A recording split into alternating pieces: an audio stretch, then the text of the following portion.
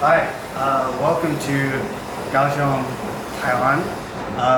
We are now in a later stage of COVID, just like the rest of the world, and life is slowly adjusting here. From this evening, I must give the British people a very simple instruction. You must stay at home. 3 years ago, lockdown began March 23rd. This picture was taken a few weeks later. Architecturally, this is part of a dreary 1960 apartments estate in Lambeth, London. A combined multi-use kitchen and dining room. It sums up the living situation of poor university students living in central London.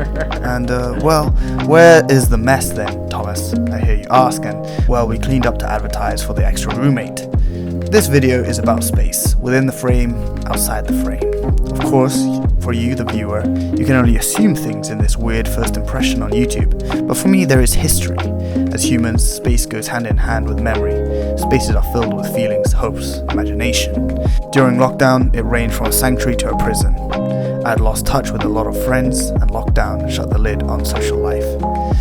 The end of my third year at uni, the future and absence of plans loomed. Existential dread set in, and boredom with uni drove short-term gratification with all things online, from games to TV.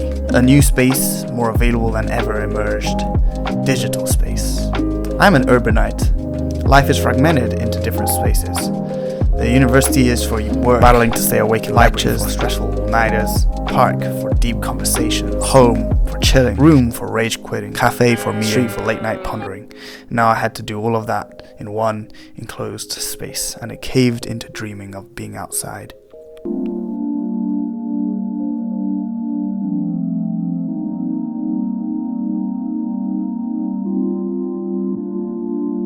Some places are filled with nostalgia. For me, nothing hits like revisiting my old areas in my hometown. People make the place. After the lockdown eased, during my time I had ideas of simply leaving the UK completely. Guys, it's D-Day. D for departure.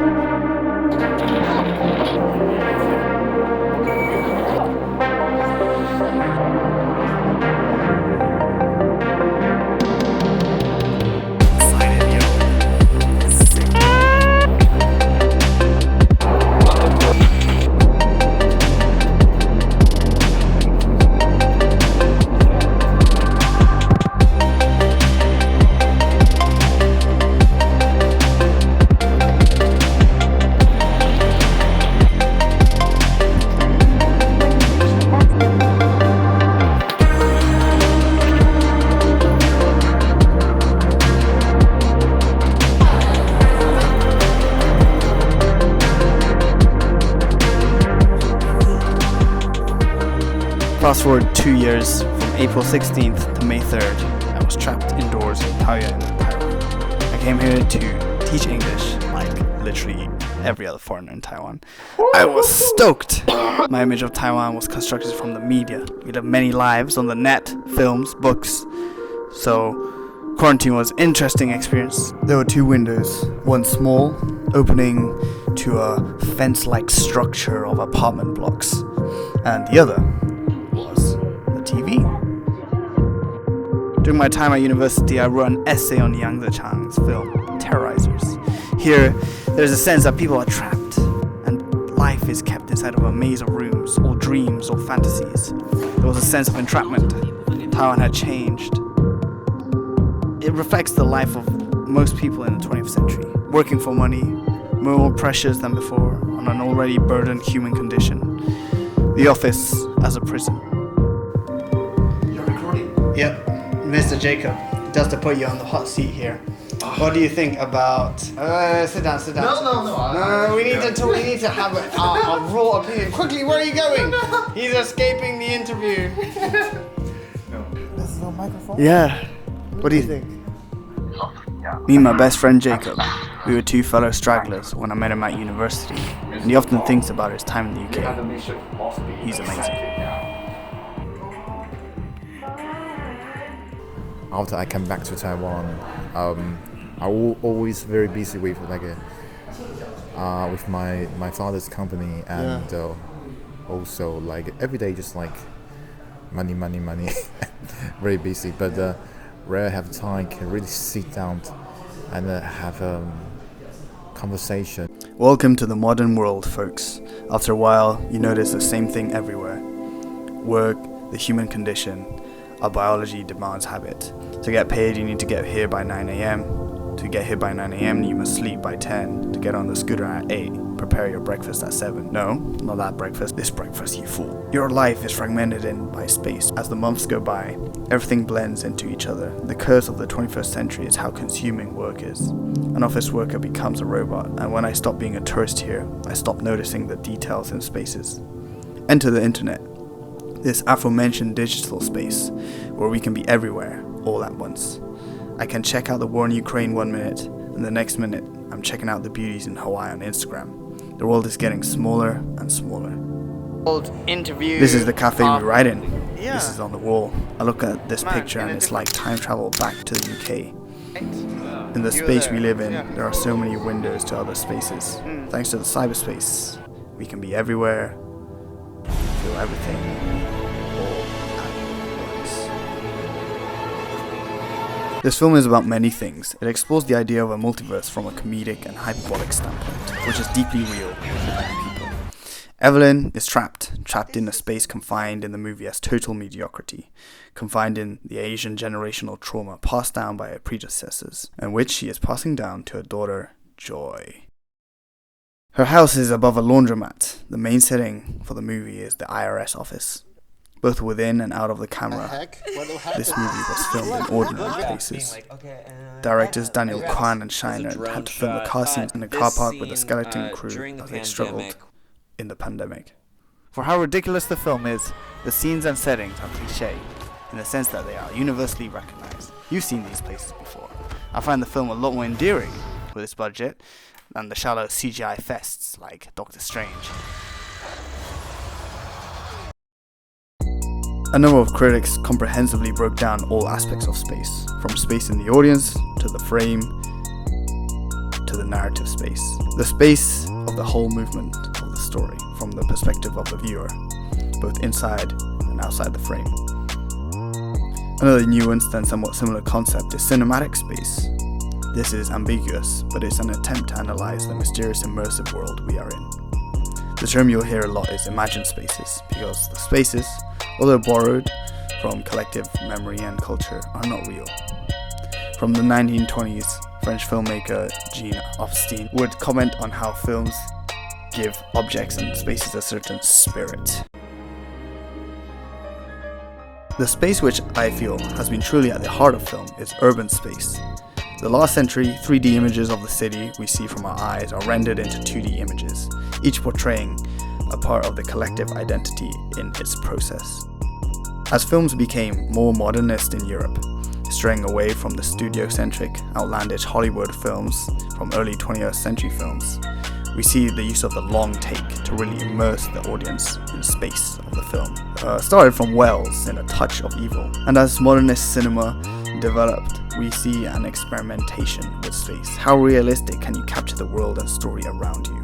And then comes the development in camera positioning, lighting, mise-en-scène, such as La Ventura by Antonioni. Modernism, and then to a bigger degree, postmodernism, used space as this metaphor for characters' inner feelings and struggles, like Breathless. Postmodernist cinema subverts any understanding of linear space to create hyper-reality like Pulp Fiction, Oh, after you, kitty cat. or breaking the fourth wall like The Truman In Show. case I don't see ya. Good afternoon, good evening, and good night. Mirroring the hecticness of the modern life, space in everything is overtly fragmented, but to the hyperbolic. The realization of the current times is felt more in those fast edits than in any slow documented space. The study of space here is interesting. You can dissect the mise-en-scène to be strange and too pedagogic. Googly eyes, absurdity, black holes, infinity. It's deliberate in what each space represents. Lavishness and fame, horror, stress and boredom, competition, romance and nostalgia.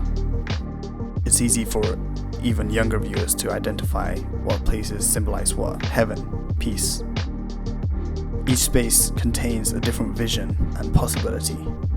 The idea of place within the frame is purposely ingrained within the actual narrative. Narrative space within the film further implies the idea of life in the 21st century. The idea of narrative space is that the spectator builds the world that encompasses outside the frame. The multiverse in everything is expansive to the point of the internet. Yes, there are very real parallels here. The feeling I definitely have is that jump cuts of the multiverse almost feel like you are closing your Chrome tabs on your phone. Each part of the cyberspace represents a part of your own imaginary space.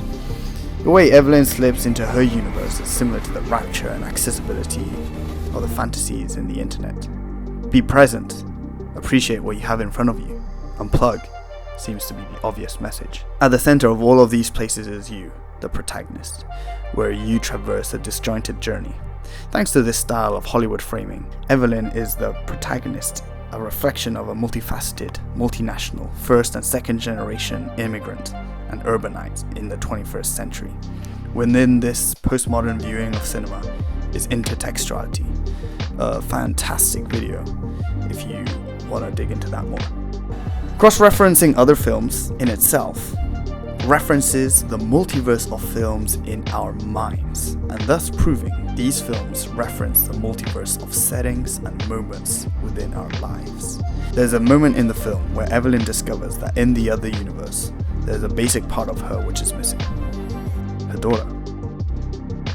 I empathize as there are fleeting feelings of regret that I didn't fully appreciate my time, the friends, my family.